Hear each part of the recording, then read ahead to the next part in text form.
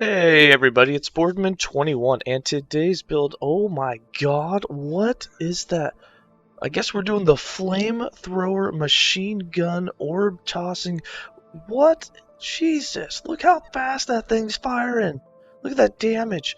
We're going to be doing the Spriggan machine gun build that was originally done by Hunter and Mal, and we're going to be taking it to the next level. We're going to maximize some crap on it, really get some good gear, really change up the skills a little bit, add in like Eterra's Blessing for some extra speed, some extra damage, and you can just see that your Spriggan pet is capable of liquidating any mob that is in front of it. Unfortunately, it will be a single target attack, but it kills so fast it makes up for it, and it can still clear whole arena waves in just a matter of seconds. Alright, let's get into it. Alright, for skills, we're going to be running Summon Spriggan, Summon Thorn Totem, Summon Frenzy Totem, Eterra's Blessing, and Entangling Roots. For Summon Spriggan, we're going to take the whole bottom left of the tree, and that's all you're worried about. How? I've never looked at this before. I think it's just because I've just never wanted to play with the Spriggan pet. But wow, let's just take a look at some of the things we have here. We have your Spriggan deals more spell damage with multiplicative of other modifiers. Okay, that's one multi-damage. Hold on. Your Spriggan's Veil Orb now does more multiplicative damage against bleeding enemies. 200%. Okay, what? 5 points in Vile Orb, and your orb now does another 200% multiplicative damage against poisoned enemies. So you're telling me if an enemy is poisoned and has bleed, which are two easy things to get on a companion for hit chance, that you can have 500% increased multiplicative damage? That's huge. Alright, so we went with 7 points in the Floral Ascendance, 5 points in Festering Orb, 5 points in the Vile Orb. With 2 points in Veil Barrage, you now get 4 extra projectiles, so you're getting 5 projectiles. And now with Veil Assault, you're casting them all in a line, one after another, just like Fireball when you're channeling it, which is huge, and it makes it look sweet.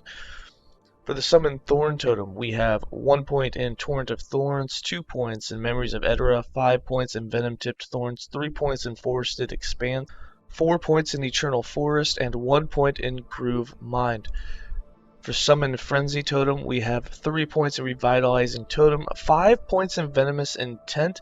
This gives it the Poison chance, 4 points in Ability to give it more increased cast speed, 3 points in Symbol of Haste, 1 point in Symbol of Selfishness, and 4 points in Warding Totem to give your companion 2,000 armor and protections when it's in range, which is huge. You can have 100% uptime on Frenzy, so it gives you that 20% more cast speed, plus 40% more of that, so almost 30%. It gives you the poison chance, and it gives you the armor protections. Eterra's Blessing, this is another huge damage booster, so you have to think you have a Spriggan who's casting a Veil Orb. It's getting 500% more multiplicative damage of other things. And then we have Eterra's Blessing, which just casting this by itself, the base skill, on a minion increases their damage by 100% and their size by 20%. Also, any healing that they have is tripled while it's energized. Now that 100% damage is multiplicative, so they now do 100% more multiplicative damage, which is a different multiplier than the other multipliers that are in the actual skill tree of the Spriggan. We tested that. The damage doubled the moment you hit him with Eterra's Blessing. We have 5 points in Ardent Touch to give them another 30% cast speed, so they're attacking even faster.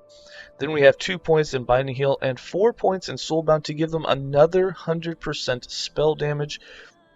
So when you hit your minion with this, you're giving them 100% spell damage, 100% more multiplicative damage, and 30% more speed. And then on top of that, you're hitting them with another 250 armor and protections with the 5 points in Safeguard. So you're just making your Spriggan a badass. That's literally what you're doing. You're saying, here you go, man. We have 2 points in Improved Blessing and 2 points in Ancestral Renewal, so that when we do a high health heal, there is a chance to summon some healing totems.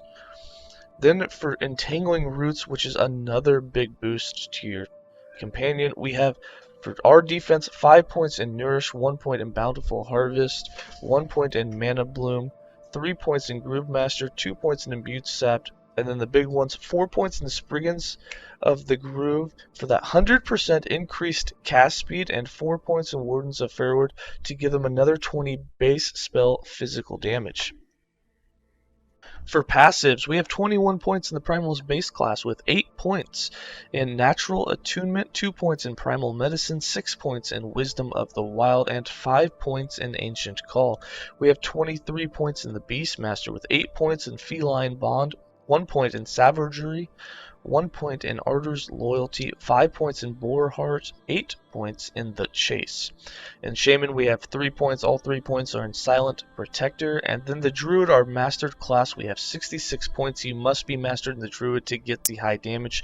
We'll go over that at the top of the tree. But we have 10 points in Bark Skin, 8 points in Soul's Attendant, 8 points in Eterra's Boon, 7 points in Wood Laurel, and 5 points in Eternal Nature. Now, at the top of the tree, we go to the companion side. We have 1 point in Woodland Bond for increased minion damage, 1 point in Natural Duality for some multiplicative things such as health and more damage, and then the huge one, 10 points in Eternal Nature for 40 base adaptive spell damage for your companion. This is what makes it do so much damage, along with all those multiplicative damage modifiers. It's huge. We then have 8 points in both Yersin Maul and 8 points in Briarguard, and yes, we do have trouble doing crits to actually take advantage of this. However, if you are leaping around, you have a chance to crit with leap, and that can proc it for you to give you some extra protections while you are in battle.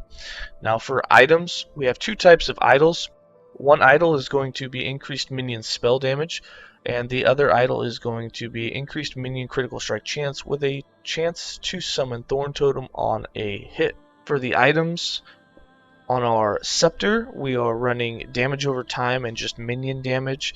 For the chest piece, a couple of important things that you're going to want is the minion chance to bleed and the minion critical strike modifier. This really boosts up their damage. On the shield, we have minion health, we have some armor protections, we have health. You can do whatever you want for the suffixes. You do want the set glancing below, as we're not going to put it on the helm. On the helm, we went with minion dodge rating attunement. We have some more chance to bleed. So your minions have over 100% chance to bleed, so the bleed multiplier for Spriggan is automatic. However, the frenzy totem will give them that 50% chance to poison, so the poison might take a couple hits, but you're going to get both the poison and the bleed and be doing really great damage after the first couple of hits. And we have more minion critical strike modifier.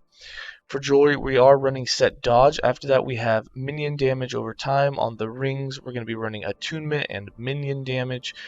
And then for the relic, we have attunement and minion damage with a little bit of mana regen. And for the boots, we just went with dodge and we went with health, or whatever you have.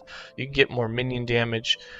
There's a few different options of what you can put on them. For us, we just had a couple of pieces that already had the increased health with minion damage, so we went with that. You could run more dodge. We don't have a whole lot of dodge. And as for the skills, your 5th skill that you can change out, if you don't want to run Thorn Totem, you can run Ice Thorn, you can run Maelstrom and get way more dodge out of it and get some healing out of it. You have quite a few options of what to do. We just went with the Thorn Totem because 1, it was easy, 2, it's a spell totem, and it's going to do a lot of good damage with that 40 base spell damage increase, the adaptive spell damage, which is really nice. And I'm going to go ahead and give you guys some gameplay. Just remember that really all you do is you have your Spriggan, you're going to run around, you're going to throw it on your Totem, you're going to throw it on Entangling Roots, you're going to hit him with Eterra's Blessing, and those 3 things matched together is just going to make him a powerhouse. You can sit here and make him attack it. You'll see that without you doing anything, it still hits for 30k crits. You're still doing a massive amount of hits, but the moment that you add in those 3 things, it just gets even more ridiculous. And you'll see that the damage is so much faster. You're doing 40 to 50k crits, and that's it. I'll go ahead and give you some gameplay.